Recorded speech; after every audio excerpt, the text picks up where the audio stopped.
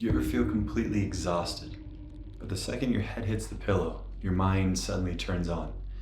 You replay the day, you worry about tomorrow, overanalyze something you said, or think about everything that could go wrong. Your body's tired, but your mind refuses to rest. I get that. I used to be there every night. For years, I'd lay in bed trying to shut off my brain, only to make myself more alert and more frustrated. Your mind isn't broken. Your body isn't failing you. It's actually trying to protect you. So in this video, I'm going to help you understand why this nighttime anxiety happens and share 3 steps to calm the body, quiet the mind, and find peace before you sleep. I'm Daniel, and I suffered from severe insomnia for 10 years, spending over $180,000 trying to find a solution. I now have been a holistic sleep coach for over 8 years and have been helping people heal their sleep at its root. And this is through nervous system, emotional healing, and lifestyle alignment. So let's get into it.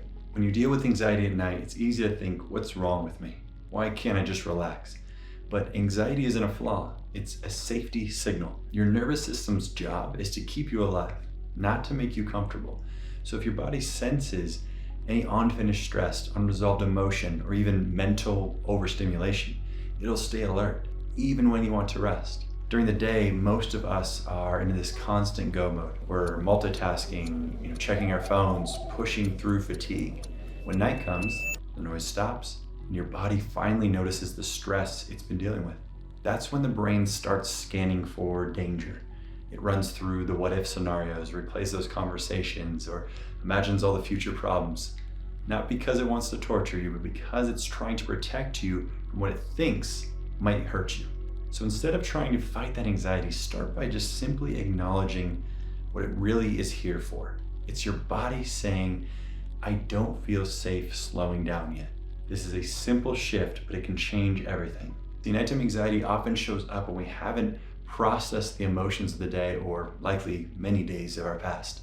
During the day, we stay busy and distracted, but when everything quiets down, those emotions finally rise to the surface. That's why bedtime can feel like everything hits all at once. So a simple way to ease this is to give your emotions space before you sleep. Take 5 minutes to journal or voice note. What's still on my mind? What's still weighing on me right now? Just like in therapy or simply talking to a friend, when we have something that's challenging in our lives, we can offer ourselves similar support by taking the time to listen, right? To check in, to see what is here, to see and hear through journaling, sitting with our emotions, and dare I say, giving yourself permission to actually feel them. You don't have to fix or analyze your feelings, just acknowledge them. Your body relaxes when it feels seen. So when the anxious thoughts start to spin, it can feel like you're trapped inside them, right? Like there's no off switch. But the truth is, you are not your thoughts. Your mind produces thoughts automatically. It's like background noise to some extent.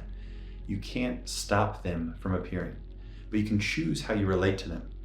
When a worry pops up, instead of arguing with it or believing it or fighting it, gently respond to it. You can say something like, thank you for trying to protect me, but I'm safe right now. This tells your nervous system that the threat has been passed. It's acknowledged. I see it and I'm safe. Or if you're thinking, what if I can't sleep and tomorrow's ruined? Try saying, even if I rest instead of sleep, my body will still get enough to get through my day. And I know that's a big one for many of you, but seriously think about it. How many times have you slept poorly, but were able to survive the next day? And I'm sure it wasn't ideal. It was likely painful, which I have so much sympathy for, but you got through it, and you deserve to remind yourself of that. Every time you meet a thought with this gentleness, instead of fear or sweeping it under the rug, you reclaim a bit of that power back. Your mind calms down when it feels heard and not silenced.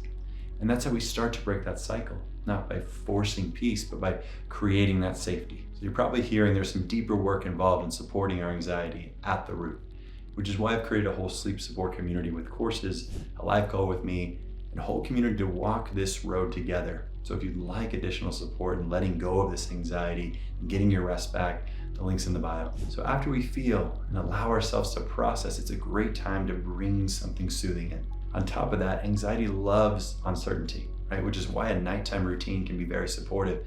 Building small, predictable signals each night that help our nervous system to know that it's time to wind down. So here's some ideas. Dimming the lights, turning off the screens an hour before bed, a warm shower or a gentle stretch, calming music, journaling thoughts, feelings, the to-do list, or just slow breathing. A steady inhale with just a slightly longer and extended exhale can signal to the body that everything is under control and it's safe to rest. Those are some basic ideas, but it's most powerful when you think about what sounds the most nurturing and including that into your routine. Because it's not about being perfect, it's about consistency. You're teaching your body, this is the part of the day where I can finally let go. Remember, you don't go to sleep. Sleep comes to you when your body feels safe enough to let go. So if you take only one thing away from this video, let it be this, that your anxiety is not the enemy, it's a messenger. When you stop trying to fight it, instead listen to what it needs, everything changes. You move from control to trust, from fear to safety, and from exhaustion to rest.